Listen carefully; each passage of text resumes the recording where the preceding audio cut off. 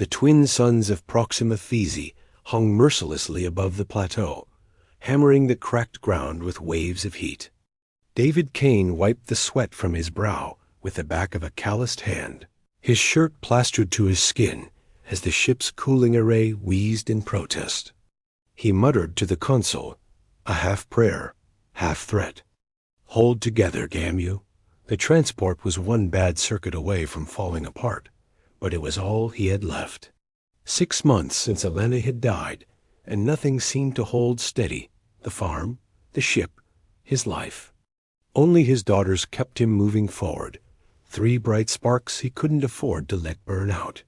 He guided the transport low over the ridgeline, eyes scanning for the faint signatures of mineral deposits his scanners claimed were hiding here.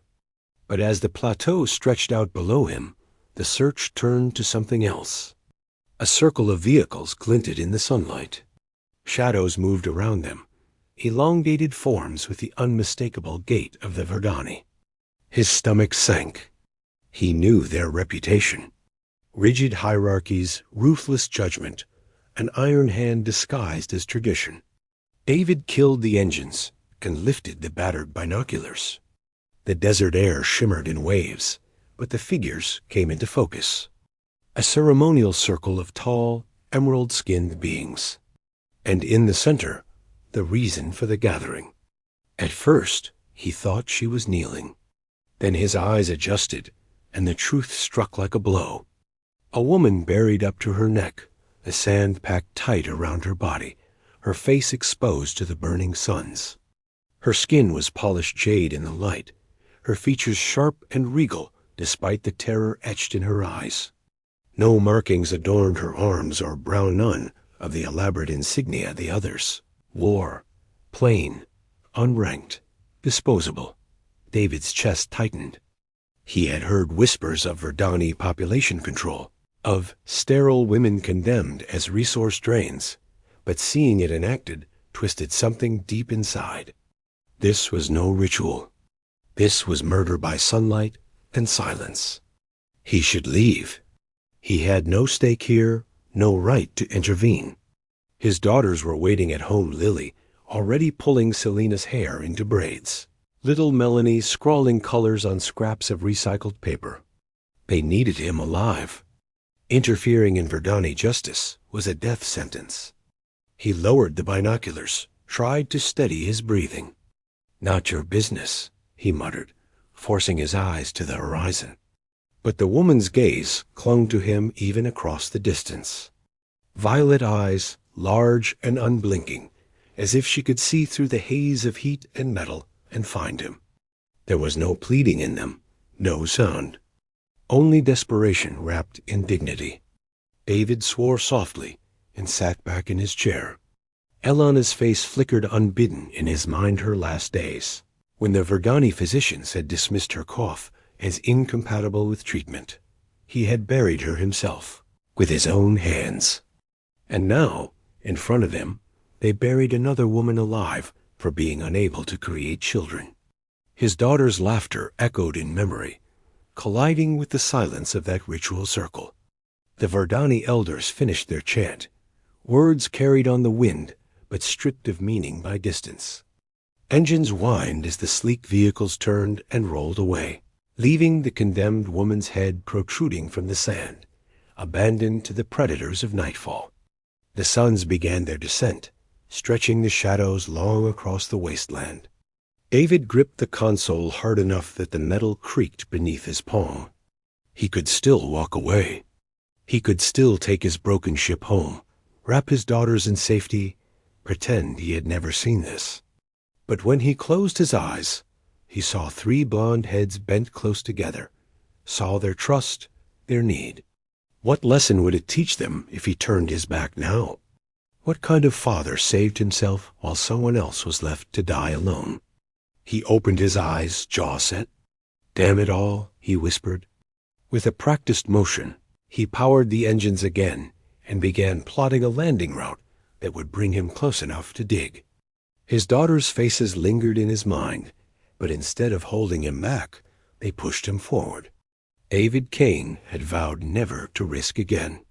But as the sun sank lower and the howls of predators stirred at the edges of the desert, he chose otherwise.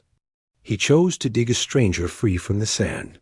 The plateau had turned to fire by the time David set his transport down. The twin suns bled across the sky in streaks of crimson and gold, heat still clinging to every surface. The air smelled of scorched dust, acrid and dry enough to sting the lungs. He should have been at the homestead by now, watching the girls chatter over dinner. Instead, he strapped the service pistol to his thigh and slung a weather-worn pack over his shoulder, every step away from the ship a reminder of his own insanity. The woman's head was just visible over a rise of sand, hair plastered to her face, lips cracked and bleeding. She stirred weakly at his approach, her eyes following his shadow as it slid across her cheek. "Human," she whispered, so faint he wondered if he imagined it. The sound was like glass about to break. "Why would you come?" David knelt, pulling the compact shovel from his pack. He glanced at the horizon already darkening, already alive with distant, echoing cries. Night hunters were waking. He forced the shovel into the hardened sand. Each stroke came up heavy, the earth packed tight around her like a coffin. "Because no one deserves to die like this," he said between gritted teeth. The sand clung to her skin as he worked, his muscles straining, sweat dripping down his back. He tried not to think of Elena, how he had dug her grave on a night just as hot, the same kind of silence pressing in around him. That memory gave his arms more strength than caution would allow. Her breathing quickened as the sand gave way. The curve of a shoulder appeared, then the line of an arm bruised from the pressure. When at last he uncovered her torso, he dropped the shovel and used his hands, scraping raw against grit to free her ribs and waist. She gasped as air filled her lungs more deeply than it had in hours. "They will kill you for this," she murmured, her voice a mixture of warning and disbelief. "Then we'll make sure they don't find out," David said. By the time her legs came free, night had fallen hard. The first stars glittered faintly above the ragged line of the plateau. The howls were closer now, no longer distant sharp, hungry notes carried by the wind. He wrapped her in his thermal cloak, fabric dwarfing her slender frame, then bent and lifted her. She weighed almost nothing, all long limbs and ankles, though his arms trembled with fatigue. She let her head rest against his shoulder, too weak to fight. "My name is Thalia Nix," she whispered. "I was Thalia Nix. David Kane," he replied, adjusting his grip as he carried her toward the transport. "And your knock was anything." Not yet. Behind him, something shittered from the rocks, a high keening sound that raised the hairs on his neck. He lengthened his stride, boots crunching across the sand, refusing to look back. Every step was an act of defiance against the Verdani who had condemned her, against the voice in his head telling him to run, against the grief that had chained him for half a year. The transport loomed ahead, patched metal reflecting starlight. The ramp descended with a hiss of hydraulics. David hurried inside, sealing the hatch as the first predator shapes loped into the firelight outside. The ship groaned to life, lifting from the sand with a cough of engines. He set Thalia gently on the narrow medical cot, her emerald skin pale under the cargo bay's lights. Her eyes, half-lidded but steady, searched his face. "You've endangered yourself? Your family? For me?" David didn't answer right away. He stared at her, at the cloak wrapped around her shoulders, at the shimmer of faint patterns etched into her skin. Something about the dignity she carried, even in exhaustion, tightened his chest. "You're not my people," he said finally, his voice low, "but you're alive." "That's enough." Before she could reply, the sound of a scuffle carried from the far side of the bay. David spun, his heart freezing as three blonde heads popped up from behind a storage crate. "Daddy," Lily said, defiant as ever, Selena and Melanie crowding behind her. "We wanted to help." For a long moment, David couldn't speak. His daughter's wide eyes reflected the alien woman on the cot, the danger outside, the risk he had just taken. Every instinct screamed to scold them, to rage, to demand why. But the words died in his throat when Melanie, small and solemn, whispered, "Daddy." She looked so cold, and Thalia Nix, condemned for being barren, stared at the children with a mixture of awe and confusion, as if she had never seen kindness before. Engines rumbled low as David eased the transport into the upper atmosphere, keeping the profile low, sensors muted. The ship's warning panels glowed amber, one more reminder of how fragile their escape was. Through the canopy, the sky had darkened to cobalt, stars pricking the horizon, while the twin suns bled red light behind them, dot in the cargo bay. Thalia lay propped on the medical cot, the thermal cloak pulled close. His daughters clustered nearby, whispering in hushed voices as though a raised tone might shatter her. Lily offered a canteen with both hands. Selena clutched the damp cloth David had given her, dabbing carefully at the alien's cracked lips. Melanie sat cross-legged at Thalia's feet, staring with round blue eyes. "Girls," David called over his shoulder, "she needs rest." "Give her space. She's not scary," Melanie said firmly. "She's pretty." David rubbed the bridge of his nose. The youngest never listened. Still, when he caught Thalia's faint smile more bewilderment than joy, he let the argument die. The proximity alarm shattered the fragile calm. A staccato beeping filled the cockpit, pulling David forward with a curse. His fingers flew across the console, coaxing the half-dead sensors to life. On the display, lights bloomed on the edge of the scanner field. 3 sleek Verdani patrol craft, vectoring toward their position. His pulse quickened. They'd been seen. "Strap in," he barked, voice carrying into the bay. "Now."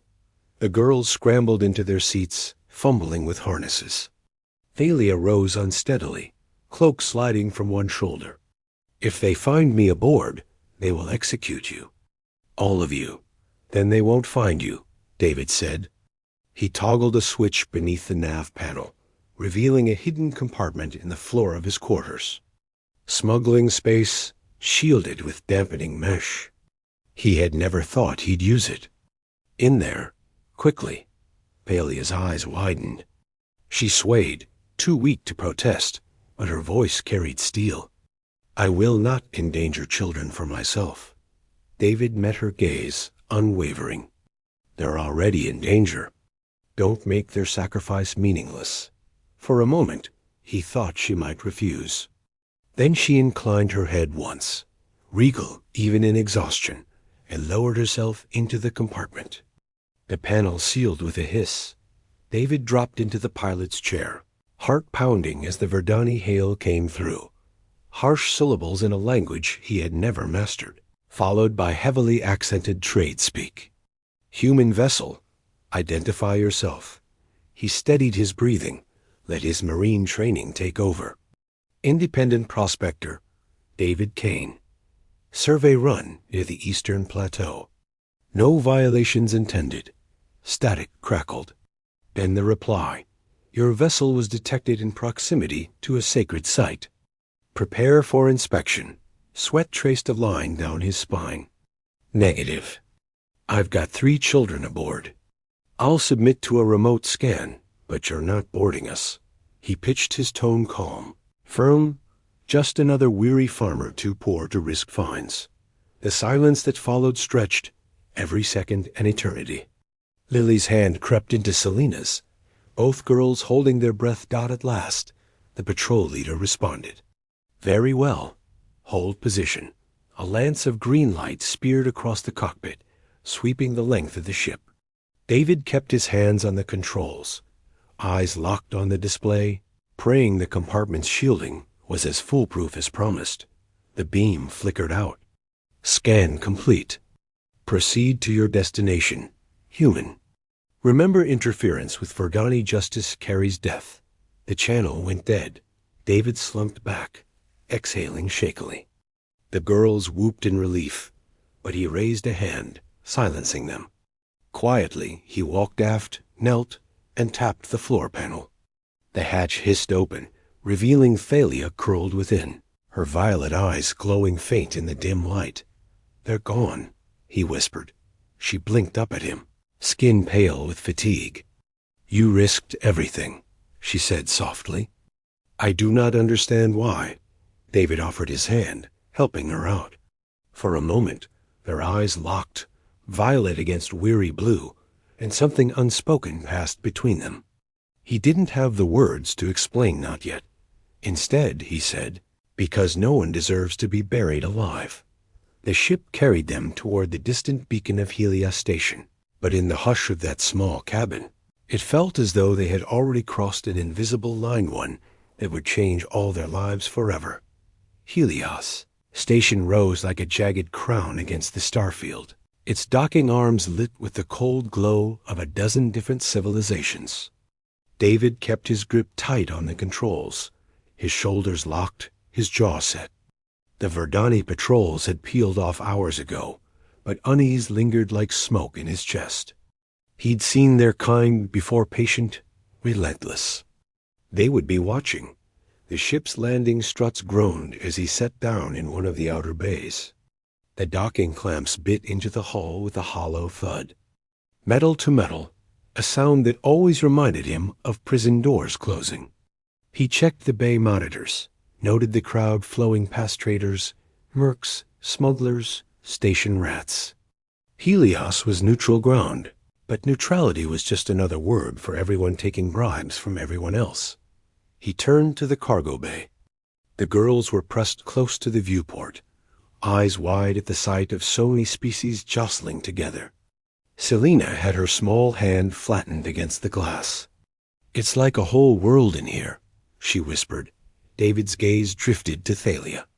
She had pulled his spare clothes around her ill-fitting pants, a patched jacket, and a hood that cast her face in shadow. The green shimmer of her skin still bled through, impossible to hide completely, but with gloves and cloth pulled high, she might pass for any number of fringe colonists. She held herself stiffly, though, her bearing regal, even in rags. He wondered if she knew how hard it was not to look at her. "You keep that hood low," David said, his tone more gruff than intended. "This station's got Verdani merchants. One glimpse of who you are, and we're finished." "I understand," she replied, her voice quiet but steady. She adjusted the hood. "I will not be the reason your children are harmed," Lily piped up, indignant. "We wouldn't let them hurt her anyway, Dad." David shot his eldest a warning look, but Thalia's eyes softened at the words. She bowed her head slightly to the girl. "Your courage is unusual." They moved together into the narrow corridors of the station, David keeping one hand on his pistol, the other guiding his daughters ahead. The air smelled of grease, recycled water, and unfamiliar spices. Voices clashed from all sides, some pitched high, some guttural. To the girls, it was a carnival. To David, it was a hazard field. They found a cramped residential unit at the far end of a passage, metal walls sweating condensation, but private. David sealed the lock and ran a hand down his face. "One night. Tomorrow we get supplies, fuel, then we're gone." The children busied themselves with the tiny refresher, arguing over turns, their laughter echoing thin through the walls. Thalia lingered near the viewport, her hood lowered now. The starlight caught on her features, turning her emerald skin into something luminous. David forced his eyes away, busying himself with blankets on the floor. "I will sleep here," he said, nodding at the bare metal. "You take the cot with the girls. You place yourself below me, though I am a fugitive," she murmured. "Why? It's not about you," he replied. "It's about what's right." Before she could answer, a knock sounded gentle but insistent. David's hand went to his pistol at once. He motioned Thalia out of sight and moved to the door. "Who is it?" he called, voice hard, A low reply came through the metal. Someone who knows exactly who are harboring human, and someone who doesn't want to see her die. David's finger tightened on the trigger. He cracked the door, weapon raised. A Verdani male stood in the corridor, shorter than most of his kind, cloaked in drab trader garb. His markings were muted, half concealed by a hood. His eyes flicked past David, sharp and knowing. "Lady Thelia Nix," he said softly, "daughter of Supreme Archon Valen, the galaxy believes you dead. But some of us know the truth." The words hit like a hammer blow. Behind David, Thalia stiffened, her hood slipping back just enough for her eyes to meet the newcomers. Recognition flashed, shock layered with something deeper. "Kieran," she breathed. From the Science Ministry. He bowed low, hands spread in peace. "May I enter?" "There are things you need to hear, things that will change everything." David's grip tightened on the pistol, torn between shutting the door forever and letting this stranger walk straight into their fragile sanctuary. The air seemed to thicken, as if the whole station held its breath. The knock still echoed in David's ears as he led Kieran into the narrow chamber, his pistol never wavering. The Verdani male moved with deliberate calm, keeping his hood low, his hands visible. The children huddled near the cot, eyes wide, while Thelia straightened, the hood slipping back to reveal the gleam of her emerald skin. Kieran bowed his head. "Lady Thelia Nix, your father believes you dead." That is what the council wants the people to believe. David felt the floor tilt beneath him. "Lady? Archon's daughter?" He looked at Thalia, but she didn't flinch, didn't deny it. "I was condemned," she said, voice low. "Buried for being sterile." That was the truth they told. Kieran's eyes hardened. A truth forged in lies. "You were sentenced not for barrenness, but for discovery. You uncovered the council's secret that our fertility is not fate, but control. Generations have been engineered, bloodlines adjusted, some exalted, others crippled. And you threatened to speak." David's pulse hammered. He remembered Elena's cough, the cold dismissal from Verdani physicians. "You're saying they've been manufacturing who can have children. Who can't?" Thalia nodded once. Her voice trembled, though not from weakness. "When I refused silence, even my father, the Archon himself, signed the decree. Burial was their mercy. An execution without blood." The room seemed too small, too close, the recycled air suddenly thin. David glanced at his daughters, Lily glaring fiercely, Selena clutching Melanie, who leaned heavily against her sister. The youngest was pale, sweat shining at her hairline. "Dad," Selena whispered. "She's hot, burning." David dropped to his knees beside Melanie, pressing his palm to her forehead. "Fever." He cursed under his breath. The timing couldn't be worse. Thalia knelt opposite him, her hands gentle as she brushed the child's hair back. "This is Gassorian fever, common for humans who linger long on Thesi. Painful, but rarely fatal with treatment." She looked up at David, urgency in her violet eyes. "I know the medicine she needs, but it must be taken quickly." Kieran's mouth tightened. The station infirmary is already crawling with Verdani guards. They're searching every ward and dock. "If you go there, you'll be marked." "I don't care," David snapped. "My daughter's not dying because of politics." "Wait," Thalia said sharply. "I studied xenobiology as part of my research. I can treat her. I only need the right compounds." She turned to Kieran. "You can move unnoticed. Will you get them?" The smaller Verdani hesitated, then nodded. "I will return." He slipped back through the door like smoke, leaving David with the silence of the sealed room. Minutes crawled. David held Melanie close, rocking her against his chest. Thalia remained by his side, her fingers working a damp cloth across the girl's brow. Their hands brushed once, and though the contact was accidental, Heat lanced through him, something dangerous, something alive. "You're doing this for my child," he said quietly, not looking at her. "Why?" Her gaze lingered on Melanie's small face. "Because innocence should never pay for the sins of power. And because—" She faltered, then steadied. "Because you risked everything for me. I would return that gift." The air thickened between them. David found himself studying her in the dim light, the curve of her cheekbones, the shimmer of faint markings that glowed when she bent close. She was alien, utterly other. And yet, in her concern for his daughter, he saw something achingly familiar. Compassion. The door hissed open again. Kieran returned, breathless, clutching a small satchel. Galia took it without ceremony, mixing the pale powder into water and coaxing Melanie to drink. The girl whimpered, then settled, her fevered breathing easing. David exhaled, relief washing through him like cool rain. He caught Thalia's eyes across the cot. For the first time since Elena's death, something stirred in him that wasn't grief. Something far more dangerous. The moment fractured when the station alarm shrieked overhead. A voice boomed from the corridors, harsh and metallic. "Attention, residents.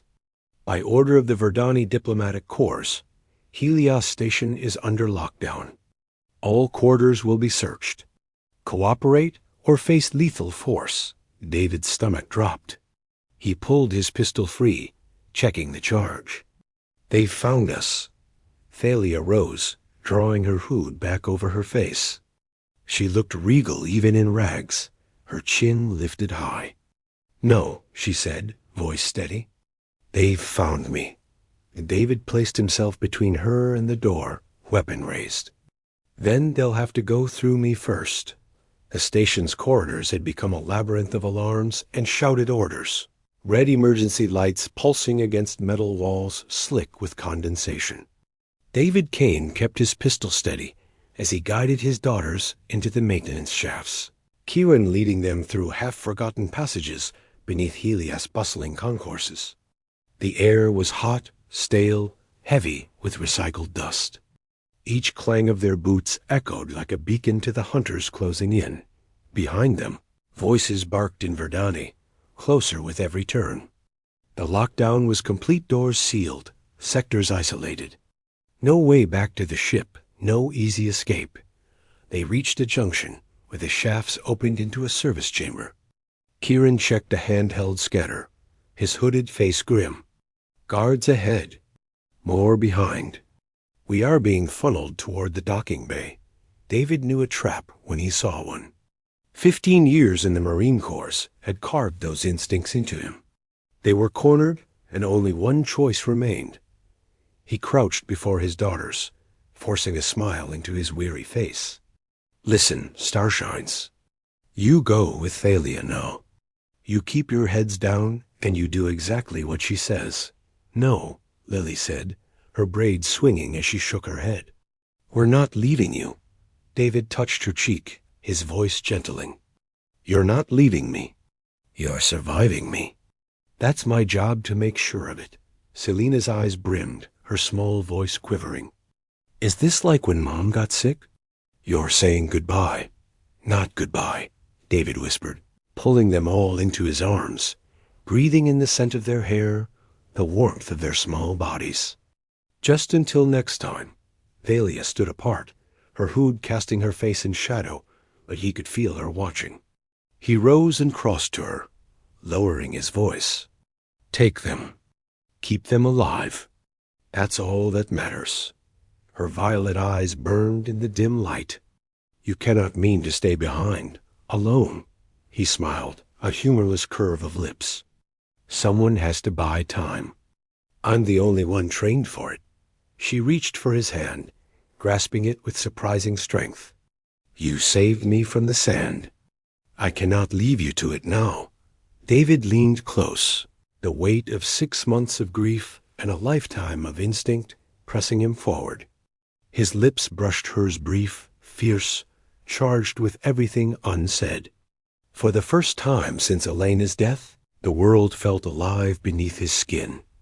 "Trust me," he whispered against her mouth. "I'll be right behind you." Her breath caught, her hand lingering on his cheek. Then she turned away, gathering the girls and shepherding them down the tunnel. Kieran gave David a last, grim nod before vanishing into the shadows with them. The moment they disappeared, David pivoted toward the environmental controls. His fingers flew over the panels, rerouting failsafes, overriding locks. Heavy footsteps echoed nearer the measured march of Verdani guards. And then a deeper tread, colder, familiar in a way David didn't need explained. Supreme Archon Valen himself entered the chamber, flanked by armored sentinels. His elaborate markings gleamed like carved obsidian, his presence chilling in its certainty. "Human," Valen said, his voice smooth as polished stone. "You have something that belongs to me." David raised his pistol, though his hand shook with exhaustion. "Your daughter doesn't belong to you." "She never did." Valen's eyes narrowed, calculating. "You think you've stolen her. In truth, you've doomed her. And your children?" David slammed his fist onto the purge control. Sirens shrieked.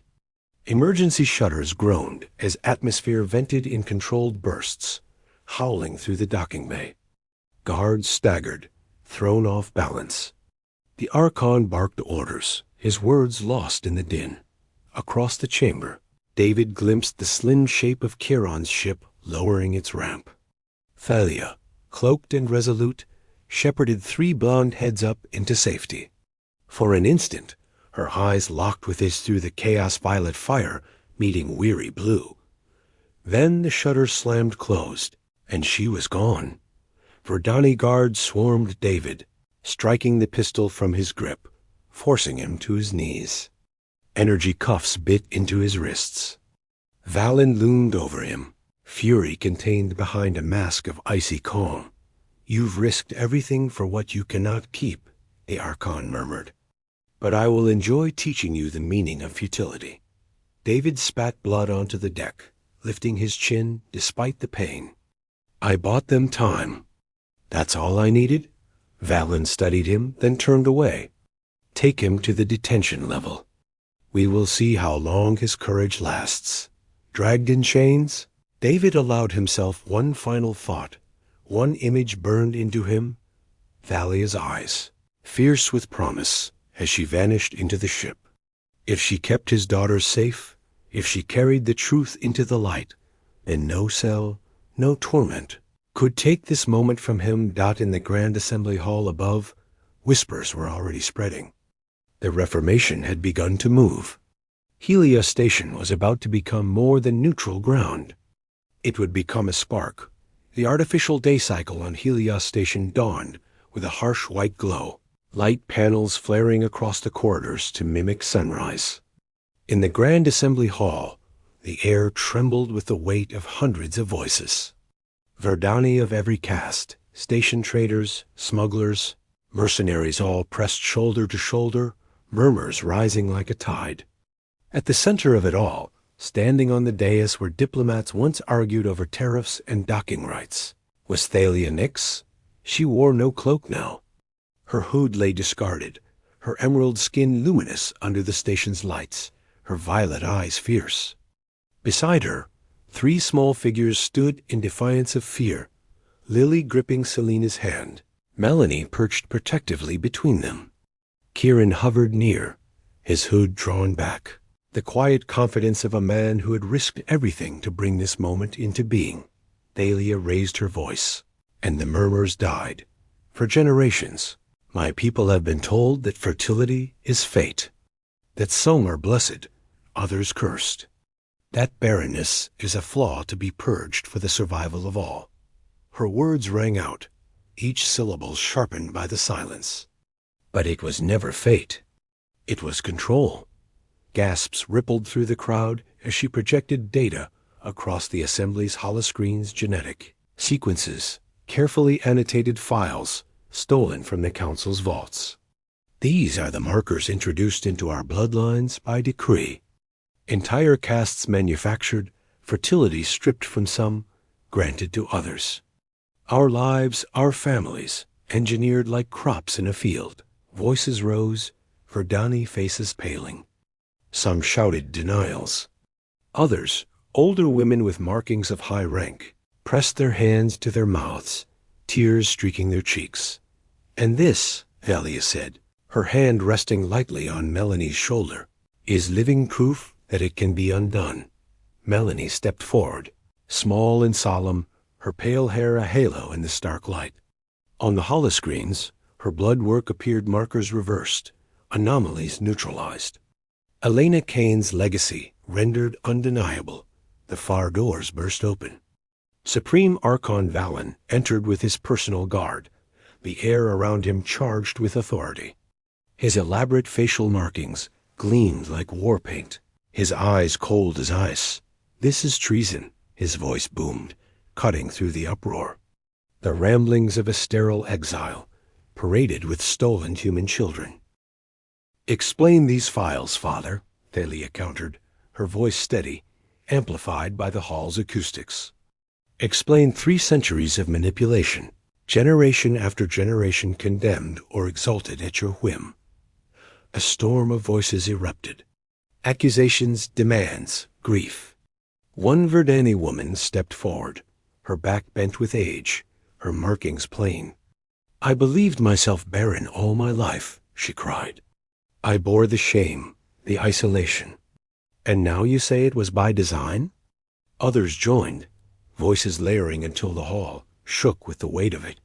Valen's expression faltered. For the first time, doubt touched his regal mask. He lifted a hand, but even his guards shifted uneasily, their discipline fraying in the face of revelation. And then, a new sound cut through the sharp arc of a human voice. "Your daughter doesn't speak delusion. She speaks truth." The crowd parted as David Kane staggered into the hall, bloodied but unbroken, flanked by 2 disarmed guards who looked more defeated than captured. Chains dangled from his wrists, his stride uneven, but his eyes burned with defiance. The girls cried out, breaking ranks to rush into his arms. He dropped to his knees, gathering them against his chest, their tears soaking into his torn shirt.